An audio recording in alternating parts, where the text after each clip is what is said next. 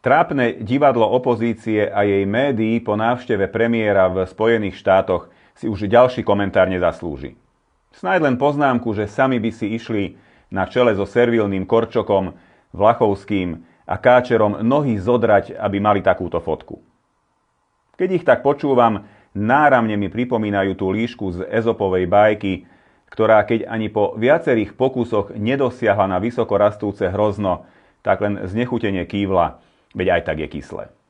Ale akú alternatívu nám vlastne okrem pózovania a hustých rečí ponúka tradične pomílená opozícia? Ponúka servilitu a hlboký predklon voči úplne sprofanovanému vedeniu Európskej únie. Ponúka naše peniaze Ukrajine. Poslušnosť a pritakávanie na každý blbý nápad približujúci Európu k vojne. Ponúka stoličku v kúte na zasadnutí koalície ochotných. Ochotných poslať naše deti a vnukov na smrť. Presvieča nás, že všetko, čo prichádza z EÚ, je pre nás výhodné.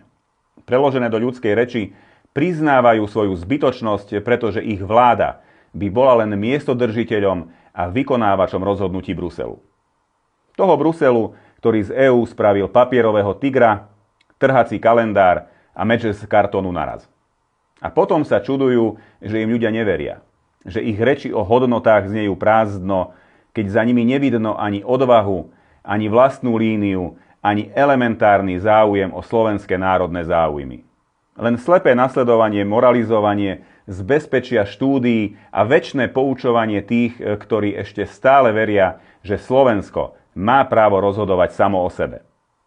Slovensko nepotrebuje žiakov v poslednej lavici, ktorí poslušne dvíhajú ruku, keď Brusel pískne.